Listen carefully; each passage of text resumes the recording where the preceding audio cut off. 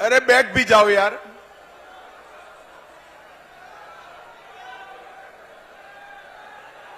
बैठ जाओ बैठ जाओ।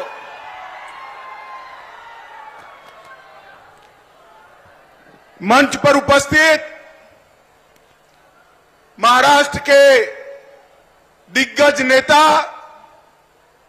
जिन्होंने अपने मुख्यमंत्रित्व के काल में महाराष्ट्र को देश में एक नंबर पर लाने के लिए बहुत बड़ा प्रयास किया, ऐसे हमारे नेता श्री देवेंद्र फडणवीस जी, महाराष्ट्र भारतीय जनता पार्टी के अध्यक्ष भाई चंद्रशेखर बावनकुळे जी, श्री भगवतराव कराड जी, आज जिनके निमंत्रण पर मैं आया हूं, ऐसे प्रतापराव पाटिल चिखलीकर जी, श्री सुधाकर राव श्रृंगारे जी, अतुल सावे जी, गिरीश महाजन जी, हमारे पूर्व मुख्यमंत्री उत्तराखंड तीरथ सिंह रावत जी, विधान परिषद के सदस्य प्रवीण देरेकर जी, उपस्थित सभी आमदार खासदार महोदय, और आज नांदेड़ की इस विशाल जनसभा में मोदी जी के समर्थन के लिए आए हुए प्यारे भाइयों, बहनों, माताओं और मेरे जिगर के टुकड़े जैसे युवा मित्रों, सबसे पहले मेरे साथ शिवाजी महाराज के नाम का जयकारा लगाएंगे। बोलिए मेरे साथ, जय जय जय जय जय भवानी, जय जय जय जय जय शिवाजी। मित्रों, आज जब मैं नांदेड़ की इस पवित्र भूमि पर आया हूं, महाराज छत्रपति महाराज शिव छत्रपति का राज्याभिषेक का 350वां वर्ष है। मैं शिव छत्रपति को मनपूर्वक प्रणाम कर मेरी बात की शुरुआत करना चाहता हूं। ये नांदेड़ की भूमि सचखंड साहेब हजूर साहब की भूमि है। ये भूमि को दसम पिता गुरु गोविंद सिंह जी ने मन खोलकर आशीर्वाद दिया है, और यही भूमि से परदेशी ताकतों के खिलाफ अपने जीवन के अंतिम सांस तक लड़ाई न छोड़ने का संदेश गुरु गोविंद सिंह जी ने दिया है। मैं उनकी पुण्य स्मृति को प्रणाम कर मेरी बात की शुरुआत करना चाहता हूं। मित्रों, आज जब मैं नांदेड़ में मराठावाड़ा में आया हूं, तब ये मराठावाड़ा का प्रांत हैदराबाद प्रांत का हिस्सा था। देश तो 15 अगस्त 1947 को आजाद हो गया, मगर नांदेड़ और पूरे मराठावाड़ में, बीदर में, हैदराबाद में देश को आजादी नहीं मिली। वहां के जुल्मी शासक ने ढेर सारे यातनाएं की। स्वामी रामानंद तीर्थ के नेतृत्व में इसके खिलाफ आंदोलन हुआ, और भारत के लौह पुरुष सरदार वल्लभ भाई पटेल ने पुलिस एक्शन लेकर 17 सितंबर 48 को हमारे इस मराठावाड़ को आजाद करने का काम किया था। आज मैं सरदार पटेल जी को भी प्रणाम कर मेरी बात की शुरुआत करना चाहता हूं। भैया आप लोग प्लीज बैठ जाइए ना नीचे, मैं यहीं रहकर बोलने वाला हूं। प्लीज थोड़ा कम जगह हो तो भी बैठ जाइए। वो लाल शर्ट वाले भाई जरा प्लीज बैठ जाइए। मित्रों, आज भारतीय जनता पार्टी की सरकार, एनडीए की सरकार और मोदी जी के नेतृत्व वाली सरकार के 9 साल पूरे हुए हैं। मैं भारतीय जनता पार्टी की ओर से नांदेड़ और समग्र महाराष्ट्र की जनता का धन्यवाद करने आया हूं। बहुत बहुत धन्यवाद महाराष्ट्र की जनता ने, क्योंकि 14 और 19 दोनों चुनाव में महाराष्ट्र की जनता ने मन खोलकर मोदी जी को वोट देने का काम किया। मन खोलकर यहां से खासदार भेजे और इसी का परिणाम था कि मोदी जी 2/3 बहुमत के साथ, पूर्ण बहुमत के साथ सरकार बनाए और 9 साल तक देश पर विकास क्या होता है इसका परिचय कराया। मोदी जी के 9 साल, ये 9 वर्ष भारत गौरव के 9 वर्ष। मोदी जी के 9 वर्ष भारत के विकास के उत्कर्ष के 9 वर्ष। मोदी जी के 9 वर्ष गरीब कल्याण के 9 वर्ष। मोदी जी के 9 वर्ष भारत को सुरक्षित करने के 9 वर्ष है। और मित्रों, 10 साल के सोनिया मनमोहन के शासन के बाद जब मोदी सरकार आई, तब सभी क्षेत्रों में आमूलचूल परिवर्तन किया। मैं आज महाराष्ट्र की जनता को याद कराने आया हूं। याद करिए, सोनिया मनमोहन सरकार जिसमें शरद पवार साहब भी थे, ये 10 साल सबसे भ्रष्ट सरकार चली। 12 लाख करोड़ के घपले, घोटाले, भ्रष्टाचार करने वाली सरकार यूपीए की सरकार थी। और 9 साल तक प्रधानमंत्री नरेंद्र मोदी बने, एनडीए की सरकार चली। 9 साल में हमारे विरोधी भी हम पर भ्रष्टाचार का एक भी आरोप नहीं लगा सकते। हमने पारदर्शी सरकार देने का काम किया है।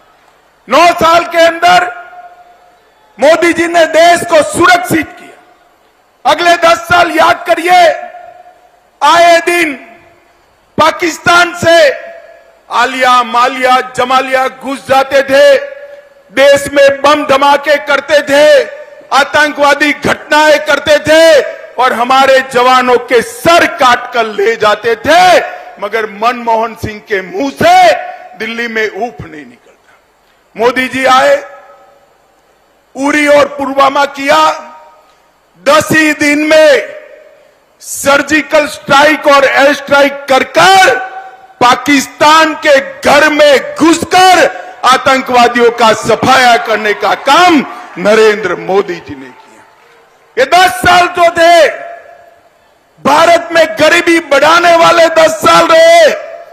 नरेंद्र मोदी जी के 9 साल के अंदर अभी अभी देवेंद्र जी ने बताया, ढेर सारे गरीब कल्याण के काम। देश के 80 करोड़ गरीबों के लिए हर व्यक्ति को घर मिले, हर व्यक्ति को घर में शौचालय मिले, हर व्यक्ति को घर में बिजली मिले, हर व्यक्ति को घर में पीने का पानी मिले, हर गरीब को 5 लाख तक की सारी सुविधाएं फ्री ऑफ कॉस्ट मुफ्त में मिले, गरीबों को 5 किलो अनाज प्रति माह हर व्यक्ति मुफ्त मिले और इसके साथ साथ गैस का सिलेंडर देने का काम भी मोदी जी ने किया। मैं पूछना चाहता हूं राहुल बाबा, आपने 4 पीढ़ी तक शासन किया।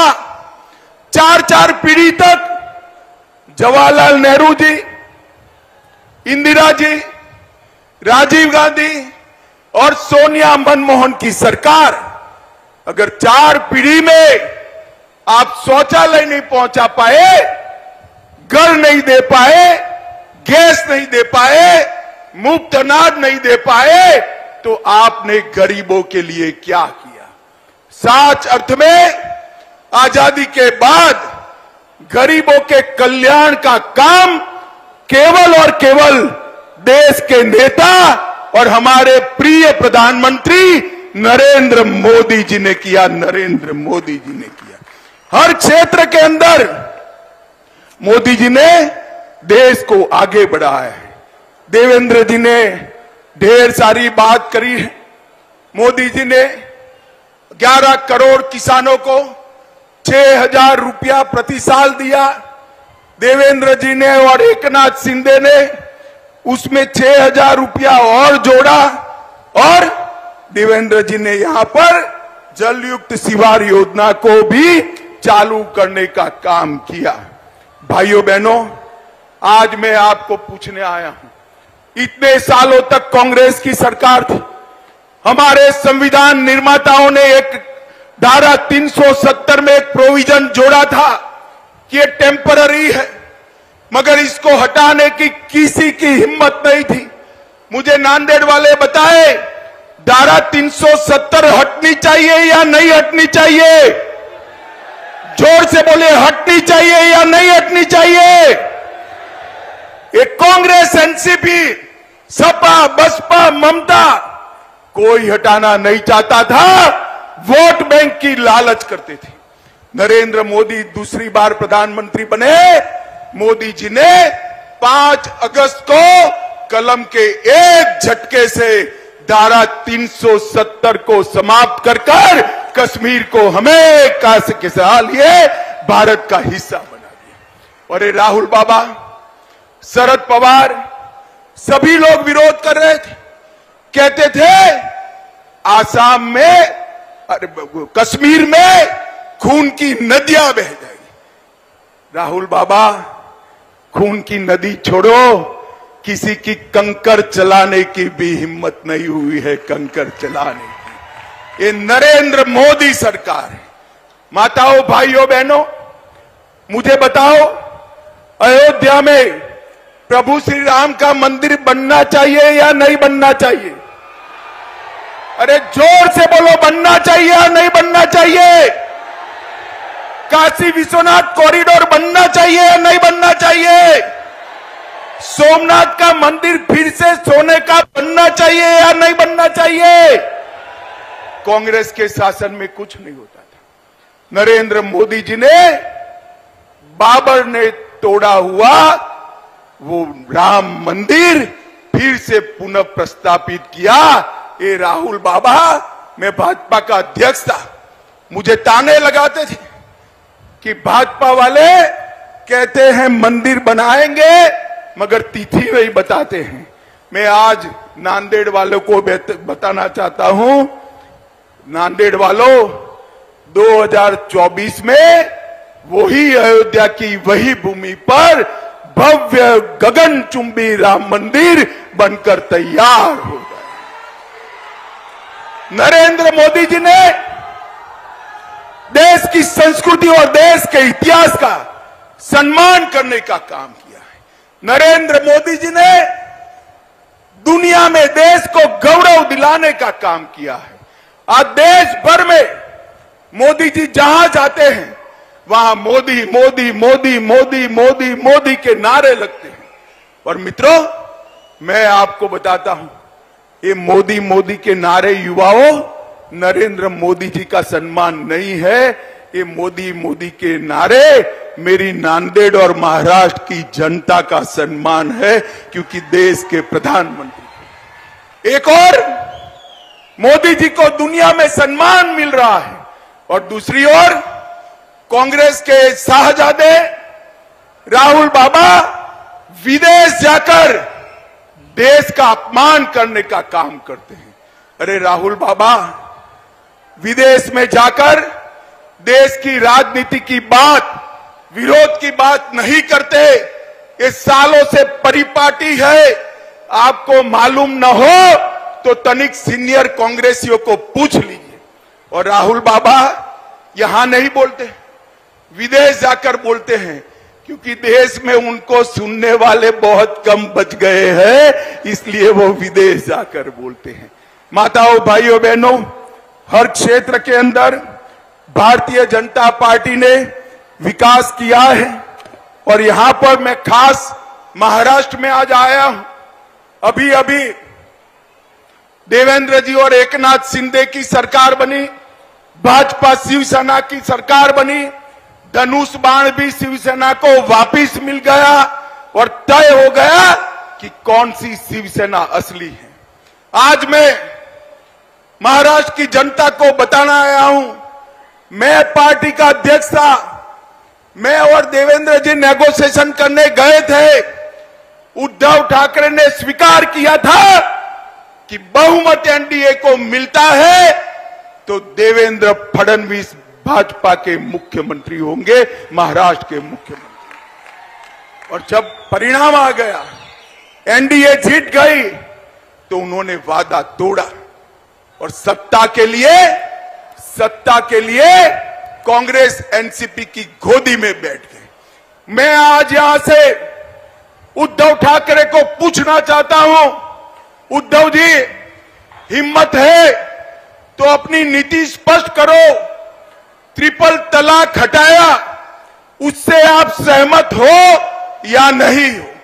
मैं नांदेड़ वालों को पूछना चाहता हूं, ट्रिपल तलाक हटाया, इससे आप सहमत है या नहीं है?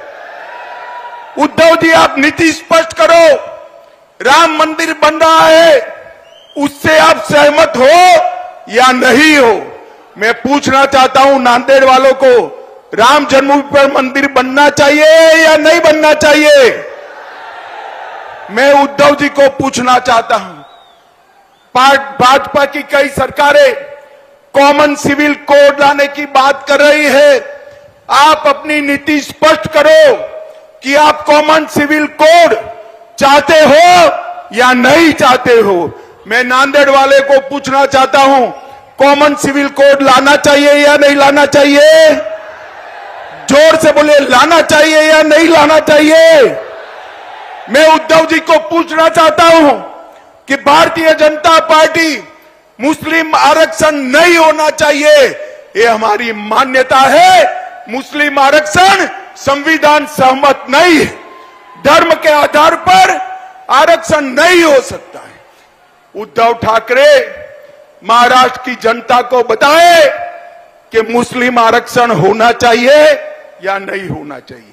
मैं नांदेड़ वालों को पूछना चाहता हूं, मुस्लिम आरक्षण जाना चाहिए या नहीं जाना चाहिए?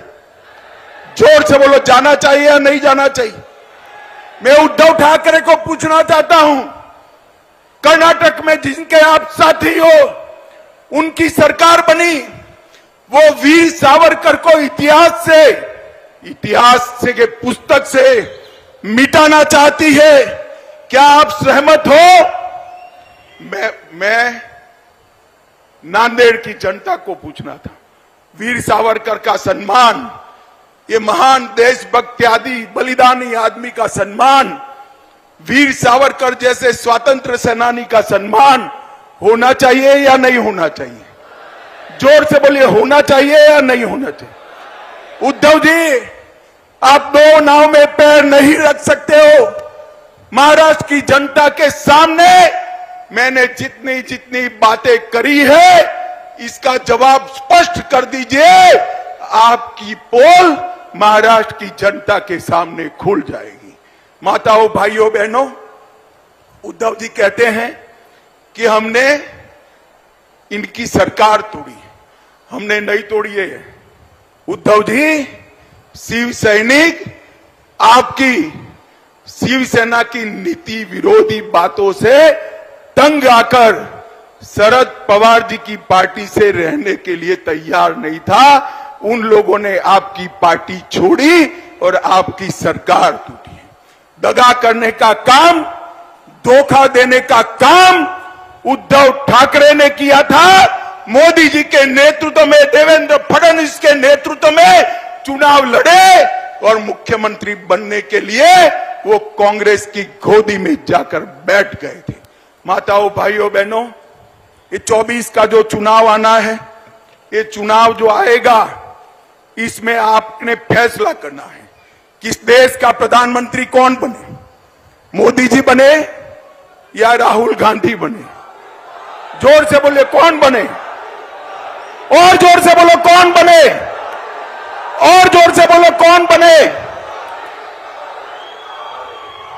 उद्धव जी, आवाज सुनाई पड़ती है तो सुन लीजिए।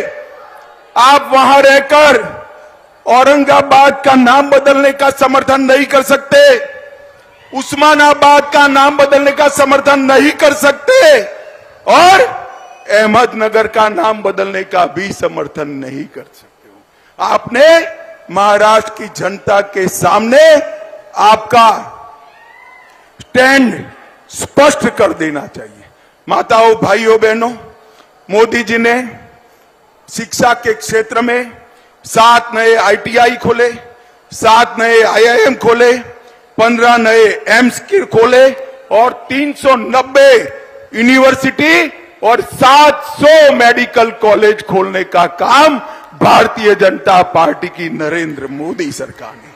एक और 65 साल का काम और एक और मोदी जी के 9 साल का काम। पिछले 9 वर्षों में नेशनल हाईवे में 54,000 किलोमीटर जोड़ने का काम मोदी जी ने किया था। मनमोहन सिंह जी 5 शहरों में मेट्रो छोड़कर गए थे, आज 20 शहरों में हो गई। 17 नई वंदे भारत ट्रेन शुरू हो चुकी है। यहां नांदेड़ साहब है, प्रताप राव ने कहा है वंदे भारत शुरू करना, मैं जाकर जरूर रेल मंत्री से बात करूंगा। 74 नए हवाई अड्डे खोलने का काम मोदी जी ने किया है। 11 करोड़ किसानों को किसान सम्मान निधि, जल जीवन मिशन 1.5 करोड़ घरों में पहुंच चुका है। लगभग 60 करोड़ लोगों को आयुष्मान भारत योजना, लगभग 11 करोड़ शौचालय, 60 करोड़ लोगों को मुफ्त अन्न और देश में 13 करोड़ लोगों को नए गैस के सिलेंडर देने का काम भारतीय जनता पार्टी की सरकार ने किया है। माताओं, भाइयों, बहनों, स्टार्टअप की बात हो, अंतरिक्ष के लिए नई नीति बनाने की बात हो, व्यापार बढ़ाना हो, दुनिया में से उद्योग यहां लाना हो, नौकरियों के मौके बढ़ाने हो, हर क्षेत्र में मोदी जी ने जो कांग्रेस 4 पीढ़ी में नहीं कर पाई वो नरेंद्र मोदी जी ने किया है। और सबसे बड़ा काम किया है, मोदी जी ने हमारे भारत को दुनिया में सम्मान दिलाने का काम किया है। सम्मान, दुनिया भर के राष्ट्राध्यक्ष कोई मोदी को बॉस कहता है, कोई पैर छूता है, कोई ऑटोग्राफ मांगता है, कोई उनका समय मांगता है। ये सम्मान भारत को मोदी जी ने दिलाया है। भारत का परचम समग्र दुनिया में लहराने का काम नरेंद्र मोदी जी ने किया है। और अंत में मैं एक बात कहना चाहता हूं, भाइयों बहनों, बताओ, ये हजारों की संख्या में बैठे हुए लोग, 50,000 से ज्यादा जनमेदनी है, मुझे बताओ, सबका कोविड का टीका, कोविड का वैक्सीन का दोनों डोज हो गया है या नहीं हो गया है? हाथ ऊपर करिए, हो गया है या नहीं हो गया है? 1 पैसा देना पड़ा है क्या? 1 पैसा देना पड़ा है? मोदी जी ने कॉफी पिलाकर सबको वैक्सीन दे दिया।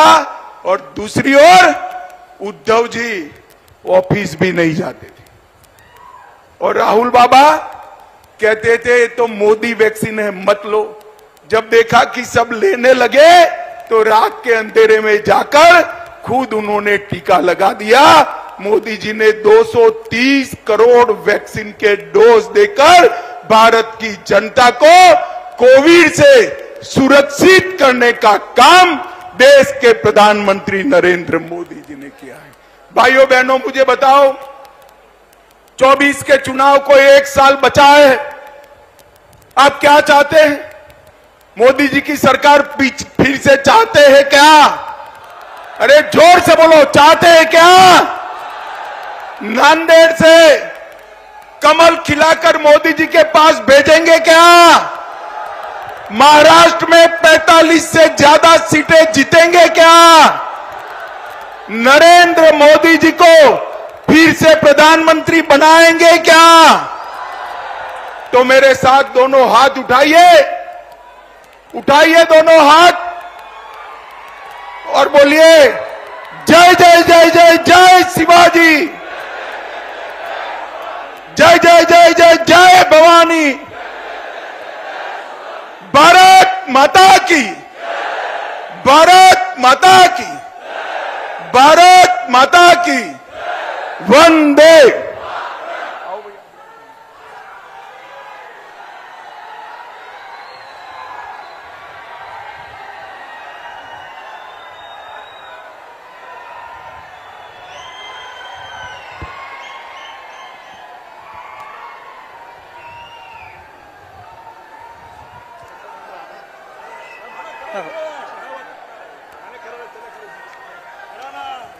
धन्यवाद.